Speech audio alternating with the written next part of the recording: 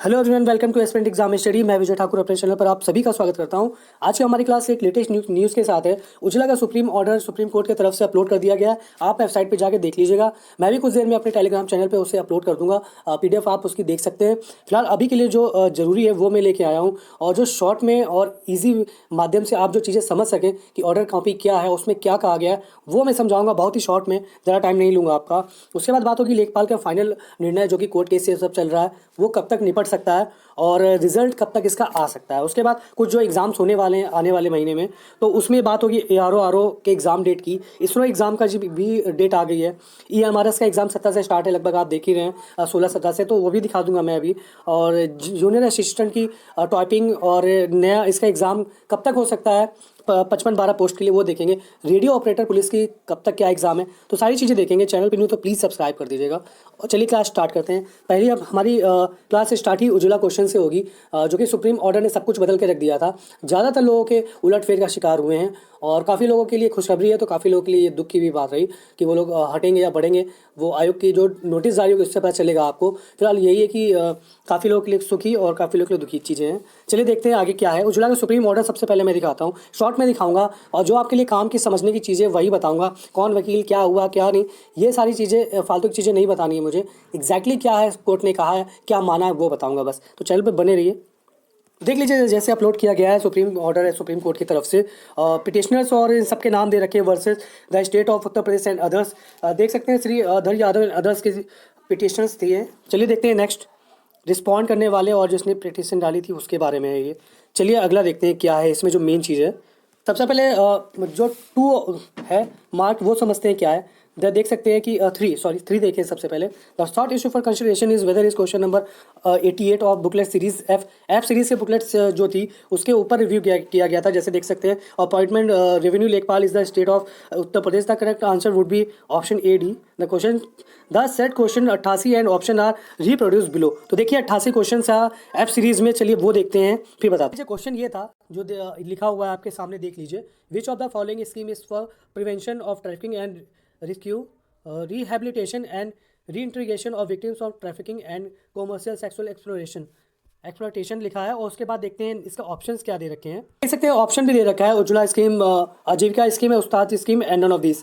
4th point देखिए इसका, according to the learned counsel for the Questioners on the only correct answer would be option D as the scheme, which is the subject matter of the instant case is Ujjwala, not Ujjwala.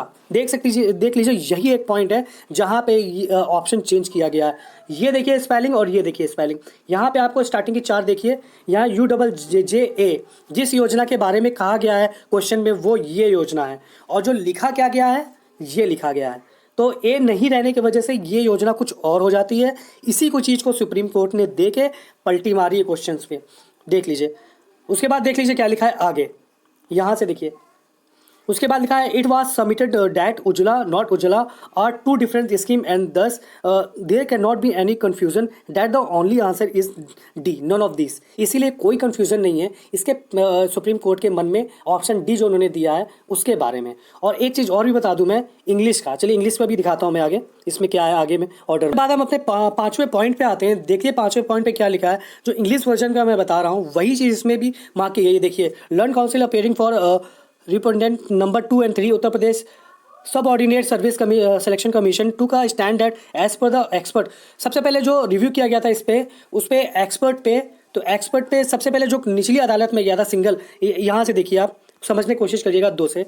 दो the learn single जज had option A and D। सबसे पहले जब गया था ये single bench में, तो वहाँ पे ऑप्शन A और D माना गया था।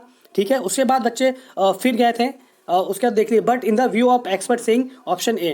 उसके बाद फिर जो कमीशन है उनने जो विशेषज्ञ थे उनके द्वारा ऑप्शन A को सही मान लिया गया।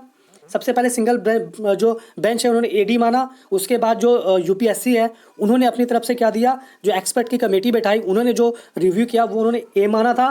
उसके बाद फिर ये गलत हो गया कि सिर्फ एक ऐसे हो सकता है। उसके बाद फिर पिटीशन डाली गई, और उसके बाद देख सकते हैं सुप्रीम कोर्ट में जो ऑर्डर आया according to option A is the correct answer. उसके बाद देखिए क्या हुआ, it was submitted that view of the fact which is as last की 2 लाइन्स देखिए, he also admit that they are 2 different and distinct schemes by the name of Ujjwala. It was acceptable to the commission that.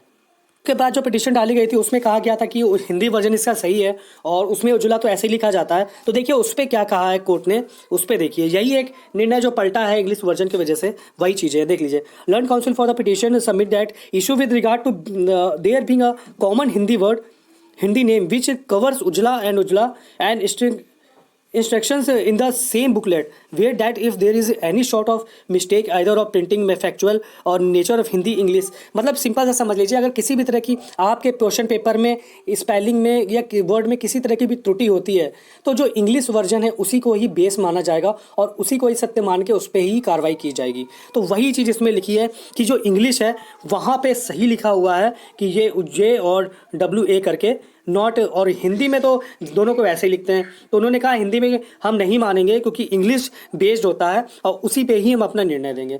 तो simple समझ लीजिए यही चीज़ है order में जो मैंने आपको बता दिया है, सिंपल यही कॉपी पूरे में है, यही पे आप चाहे जहाँ कहाँ कहीं भी देखो आपको यही चीज़ बताई जाएगी कि इंग्लिश में जो था वर्ड वो है। और पहले पिटीशन में AD माना गया, उसके बाद रिव्यू बैठी तो फिर जो UPSC है डिपार्टमेंट वहाँ विशेषज्ञों ने A बताया हिंदी की वजह से, हिंदी वर्ड जो लिखा है उसके वजह से उन्होंने A पे गए तो फिर A कर दिया गया, फिर D ऑप्शन हटा दिया गया। तो उसके बाद फिर पिटीशन डाली गई जो सुप्रीम कोर्ट में गई, उसके बाद उन्होंने ऑप्शन D को सही माना, उन्होंने इंग्लिश वर्जन को ध्यान में रखा और वही उन्होंने फैसला दिया है। तो यही पूरी ये था रिव्यू जो कि सुप्रीम कोर्ट का ऑर्डर आया है, उससे रिलेटेड जो कुछ था बस इतने में ही है। बाकी सब कहानी है आपके लिए, आपको जो जानना है समझना है बस 3 पॉइंट में, ये 4, 5 और ये 7।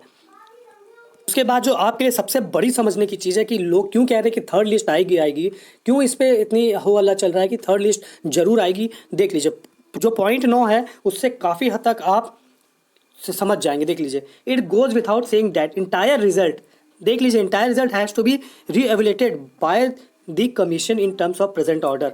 देख सकते हैं रीएवैल्यूएटेड, फिर से रिजल्ट देखेंगे ये, और उसमें उन्हें जो मार्क्स बढ़े हैं ना 1.25 उनको उन्हें ऐड करना पड़ेगा, ये सीधी लैंग्वेज में लिखा हुआ है। तो पॉइंट 9 में आपके लिए देख लीजिए जो भी मैंने बताया है, देख लीजिए सबसे पहले क्वेश्चन है, उसके बाद 4, 5 और उसके बाद आता है आपका 9। ये समझने वाली चीज़ें इसमें ख़त्म हो जाती हैं, बाकी चीज़ भी लिखी हुई है लेकिन जो काम की चीज़ है वो मैंने आपको बता दी है इसमें। चलिए नेक्स्ट देखते हैं अब।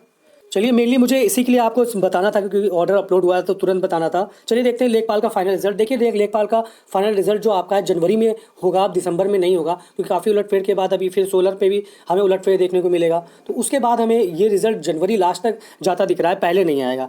रिजल्ट की बात कर रहा हूँ मैं। फाइनल निर्णय जो भी उज्ज्वला का हो चुका है, सोलर का भी आपको दिसंबर तक निपट जाएगा, बिल्कुल फ्रेश जाएगी ये, कोई भी इस पर कुछ भी दाग वर कुछ भी मतलब समझ लीजिए कोर्ट वोट का कुछ भी नोटंकी नहीं होगी, आपको आराम से फाइनल निर्णय आएगा इसका। आरओ के लिए एग्जाम डेट घोषित हो चुकी है, जैसा कि आपको भी मैंने पहले भी बताया था 11 फरवरी इसकी डेट है, और इसरो के लिए भी एग्जाम डेट हो चुकी है। चलिए मैं दिखाता हूँ इन दोनों को। तो आरओ के लिए 11 फरवरी और 24 मार्च को पेपर आपका यूपी PCS प्री का होगा, तो तैयार रहिए। इसरो एग्जाम भी आपका बीच में आ गया और ये 10 दिसंबर को आपको मिलेगा। ईमेल के थ्रू आप इसका एडमिट कार्ड चेक कर सकते हैं। आपके ईमेल पे इसका लिंक PDF उन्होंने भेजी है तो डाउनलोड कर लीजिएगा।